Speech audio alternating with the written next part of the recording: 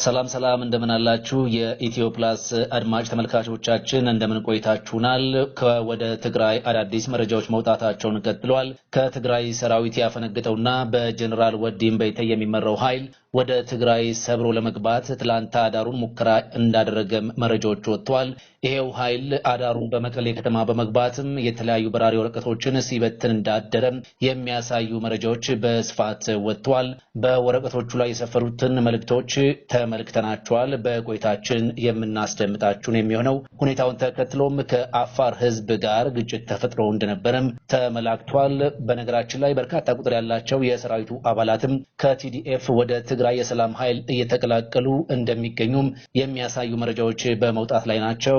እነዚህን ጉዳዮች እና ተያያዥ ጉዳዮችን እያነሳን ቆይታ እናደርጋለን እንደተለመደው ጋዜጠኛ ዘሩባቤል ከኔ ጋር አለ ዘርሽ እንደምን ዋልክ እንዴት ዋልክ አብርሽ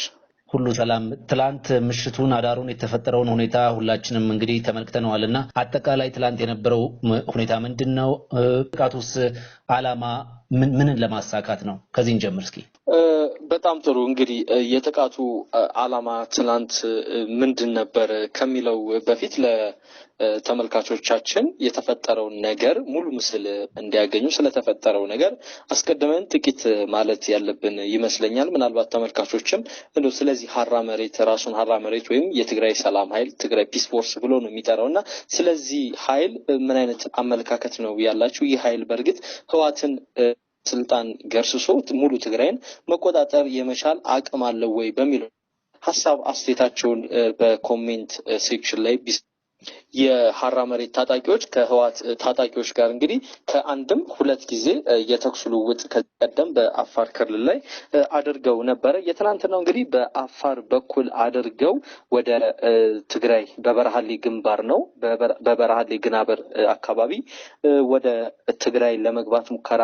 አድርገዋል ነው የተባለው ይህን ተከትሎ እንግዲህ ከአካባቢው ህዝብ ጋር አነስተኛ ግጭት መፈጠሩን የሚገልጹ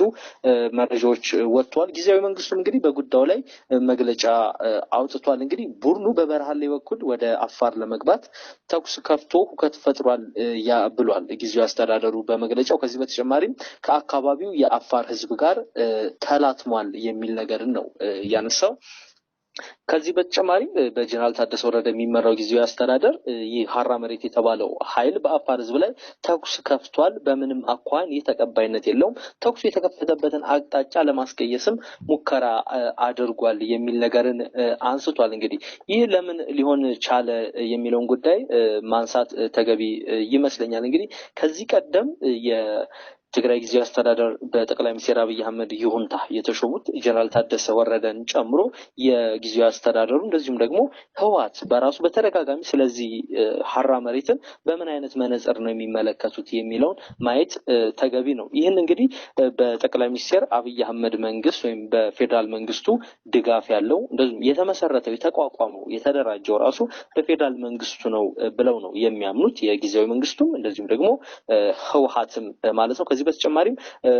ከራሳቸው ቡድን አፈንግጦ የወጣው ጌታቸው ረዳ የሚመራው ስምረት የተባለ ፓርቲ አለ ይህ ወታደራዊ ሐራ መሬት የተባለ ወታደራዊ ቡድን እንግዲህ የስምረት የነጌታቸው ረዳ ፓርቲ ወታደራዊ ክንፍ ነው በቀጥታ ትዕዛዝም የሚቀበለው ከነጌታቸው ረዳ ነው የሚል ነገር ያነሳሉ እንግዲህ በተደጋጋሚ ይሄ ክስ የቀረበበት ታጣቂ ቡድኑ ምላሽን ሰጥቷል ምንም አይነት ከፌደራል መንግስቱም ጋር ከስምረት ፓርቲም ጋር ምንም አይነት ግንኙነት የለኝም የሚል አይነት ምላሽን ሰጥቷል እንዲህ አይነት ቡድኑ ታጣቂ ቡድኑ እንዲህ አይነት ምላሾችን ቢሰጥም ግን አፍሪካን ኢንተለጀንስ ከዚህ ቀደም ከወራቶች በፊት ባወጣው መረጃ ላይ ይህ ታጣቂ ኃይል የተደራጀውም የሎጂስቲክ ድጋፍም የሚያገኘው ከፌደራል መንግስቱ ነው የሚል መረጃን ከዚህ ቀደም አውጥቶ እንደነበር እናስታውሳለን ጀነራል ታደሰ ወረደ ከዚህ ቀደም ከዚህ ታጣቂ በኩል ከአፋር በኩል ትንኮሳ የሚፈጸምብን ከሆነ ከሐራ መሬት እንደተፈጸመብን ትንኮሳ ሳይሆን ከፌደራል መንግስቱ በቀጥታ እንደተፈጸመ ትንኮሳ አድርገን ነው የምንቆጥረው በማለት ማስጠንቀቂያ ሰጥተው ነበር በተመሳሳይ ደብረጽዮን ገብረ ሚካኤልም የፌደራል መንግስቱ በአፋር ታጣቂ ኃይል እያደራጀብን ነው በሚል ሲከሱ ይደመጣል ይህ ኃይል እንግዲህ ከሰሞኑ ወደ ትግራይ ክልል በበረሃሌ አካባቢ እንግዲህ ሰርጎና ሰብሮ ለመግባት ሙከራ ያደረገው በሁለት ምክንያቶች ነው የመጀመሪያው ቡድኑ በተለይ ከቅርብ ጊዜያት ወዲህ ባለፉት 2 ሳምንታት ወደ ሀራ መሬት የገቡ ታጣቂዎች ተመልሰው ወደ ቲፒኤልኤፍ እየተመለሱና እጃቸውን እየሰጡ በሰላም እጃቸውን እየሰጡ ነው የሚሉ መረጃዎች ይወጣሉ። በርካቶችም በቪዲዮ ምስልም ተመልክተናቸዋል። በተለይ በትላንትናው ዕለት የህወሓት ልሳን የሆነው ወይን እንደዚሁም ደግሞ የትግራይ ቴሌቪዥን በርካታ ቁጥር ያላቸው የራሳቸውን የሀራ መሬት ታጣቂ ብለው የሚጠሩ ታጣቂዎች በሰላም ወደ ትግራይ ተመልሰዋል የሚል መረጃን እያሰራጩና ቪዲዮዎችም ጭምር ሲያሰራጩ ልክ ከዚህ ቀደም እንደ የምርኮኞች ቪዲዮ እንደሚባለው አይነት ነገር እንደዚህ አይነት ቪዲዮዎችን እያሰራጩ ይገኛል። ይህ ነገር ቡድኑ ላይ ትልቅ ቁጣን የፈጠረ ይመስላል እና ያንን ለመበቀል ታሳቢ ተደርጎ ወደ ትግራይ ለመግባት ሙከራ ሊያደርጉ የሚችሉበት እድል ሰፊ ነው። አንደኛው ምክንያት የሚሆነው ወደ ትግራይ ዘልቀው ለመግባት ምክንያት የሚሆናቸው በዚህ ንዴት እና ቁጣ የተነሳ ይመስለኛል። በርካታ ታጣቂዎቻቸው ወደ ህወሓት እየገቡ ስለሆነ ይህ ደግሞ ወታደራዊ ብቻ ሳይሆን ፖለቲካዊ ኪሳራ ነው የትግራይ ህዝብ ላይ። በትግራይ በርከት ያሉ ቅስቀሳዎችን እያደረጉ የቆዩ ከመሆናቸው አንፃር እንግዲህ ተመልሰው የነሱ ታጣቂዎች ወደ ህወሓት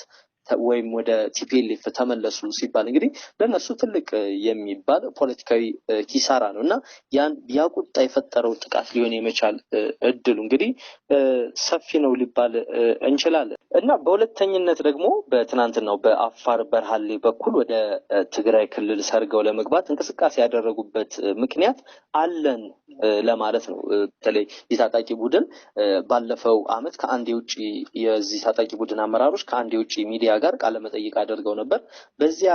ቃለ መጠይቃቸው ላይ 2018 መስከረም ላይ ሙሉ በሙሉ ትግራይን እንደዚሁም መቀሌ ከተማን እንቆጣጠራለን የሚል ቃልን ገብተው ነበርና ተደጋጋሚ ጥቃቶችን ይሁን አለን ለማለት እንኳን ጥቃቶችን ወይም የተኩስ እንትኖችን የህወሓት ታጣቂዎች ላይ እየከፈቱ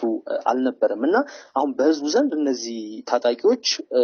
የሉም እንዴ ብለው እንዳያስቡ አለን ለማለት ያህል የከፈቱት ተኩስ ወይም ሰርገው ለመግባት ያደረጉት እንቅስቃሴ ሊሆን የመቻሉ እድል ሰፊ ነው። ይሁንና ግን ይህ በተለይ በተደጋጋሚ የትግራይ የፖለቲካ ኃይሎችና ሊቃን ይህ በትግራይ የፖለቲካ ወታደራዊ ክንፍ በኩል የተፈጠሩ መከፋፈል ትግራይን በእርስ በርስ ጦርነት ውስጥ የሚጠምድ ነው የሚል ስጋት አላቸው። ትግራይም እንግዲህ ከሌሎች ኃይሎች ጋር ከፌደራል መንግስቱ ጋር ወይ ከአማራ ወይ ከኤርትራ ኃይሎች ጋር ከዚህ ቀደም እንዳደረገችው ውጊያ ሳይሆን አሁን ወደ እርስ በርስ ውጊያ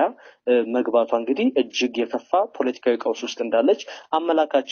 አድርገው ይወስዱታል። በዚያም አለ በዚህ ግን የሀራ መሬት ታጣቂዎች በትላንትናው ዕለት በበርሃሌ በኩል አድርገው ወደ ትግራይ ለመግባት ያደረጉት እንቅስቃሴ ከሽፏል። ጀነራል ታደሰ ወረደ የሚመሩት ጊዜያዊ መንግስትም እንግዲህ አስቸኳይ መግለጫ ነው እየሰጠው። እንግዲህ ህወሓት እስካሁን በጉዳዩ ላይ ያለው ነገር የለም። ይሁንና ግን አብዛኛው የጊዜው አስተዳደሩ ኮታ በህወሓት የተሞላና ህወሓት በራሱ የሚጠመዘው ከመሆኑ አንፃር የጀነራል ታደሰ ወረደ አቋም እንግዲህ ምናልባትም የጊዜው መንግስቱ አቋም የህወሓትም የመሆን እድሉ ሰፊ ነው። ይሁንና ግን እናንተ እዚህ እየተነጋገርን እስካለንበት ሰዓት ድረስ እንግዲህ በጉዳዩ ላይ ህወሓት ያለው ነገር የለም። ምናልባትም ጀነራል ታደሰ ከዚህ ቀደም እንዳሉት ከሀራ መሬት በኩል የሚፈጸም ትንኮሳ ካለ ይህ ትንኮሳ የተፈጸመብን ከማዕከላዊ መንግስቱ እንደተፈጸመ ነው ምንቆጥረው ካሉ ምናልባትም በህወሓትና በፌደራል መንግስት መካከል ዳግም ውጊያ ሊያገረሽ የመቻሉ እድል እንግዲህ ሰፊ ነው ተብሎ ይገመታል። መልካም። ምናልባት እንግዲህ ቀደም ሲል አንተም በስፋት እንዳነሳልን ዘርሽ ከዚህ ከሀራ መሬት ጋር ተያይዞ የአቶ ጌታቸው ረዳ እጅ እንዳለበት እንዲሁም ደግሞ ከፌደራል መንግስት ጋርም የተገናኘ ጉዳይ እንደሆነ በጊዜ አስተዳደሩ በኩልም እንዲሁም በህወሓት በኩል እንደሚነሳ ነግረናልና በፌደራል መንግስቱም ይሁን በአቶ ጌታቸው ረዳ በኩል የተሰጠ ምላሽ አለ? የፌደራል መንግስት ያለው ነገር የለም። ራሱ ያው ታጣቂ ቡድኑ ሀራ መሬት ግን ምንም አይነት ድጋፍ ከፌደራል መንግስትም ሆነ ከስምረት ፓርቲ ጋር ግንኙነት የለኝም የሚል ነገር ነው የሚያነሳው። ይሁንና ግን ስምረት ፓርቲ አመራሮች ሁለት እግር አለኝ ተብሎ ዛፍ አይወጣም እንደሚባለው ሁለት እግር እንዳላቸው አስበው ሁለቱንም ህወሓትን በወታደራዊም እንደዚሁም ደግሞ በፖለቲካዊ መስክ ለመጣል ያሰቡ ነው የሚመስሉት። ከዚህ ቀደም ፓርቲው ለመጀመሪያ ጊዜ ሸራተን አዲስ መግለጫ ሰጥቶ ነበረ። በዚያ መግለጫ ላይ እንግዲህ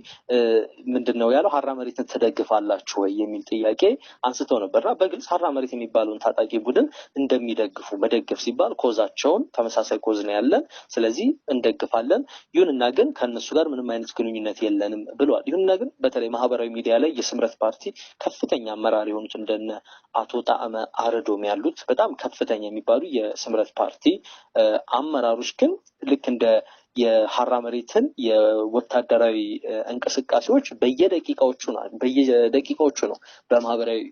ገጻቸው ላይ የሚለጥፉት የሚያስተላልፉት። ይህን ያህል ሰራዊት ወደ ቲፒኤፍ ወይም ሀራ መሬት ገባ፣ የቲፒኤፍ እንዲህ አይነት ጥቃት ፈጸመ፣ ቲፒኤፍ እያደገ ነው የሚል የሞራል አይነት የፕሮፓጋንዳና የሞራል ድጋፍ ደግሞ ሲሰጡ ታያቸዋለህ። በግልጽ ግን እኛ ግንኙነት የለንም፣ ይሁንና ግን ኮዛቸውን እንደግፋለን ሲሉ ነው የሚደመጠው። ማዕከላዊ መንግስቱ ግን በዚህ ጉዳይ ላይ እስካሁን ምንም አይነት ምላሽን አልሰጠም። በቀጣይ ምናልባትም እንዲህ አይነት መልሶችን የሚሰጥ ከሆነ ራሱን በቻለ ልንመለከተው እንችላለን።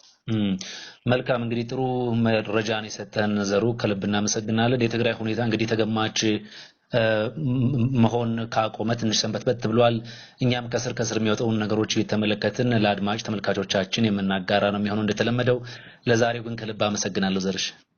እኔም አመሰግናለሁ። መልካም ቀን።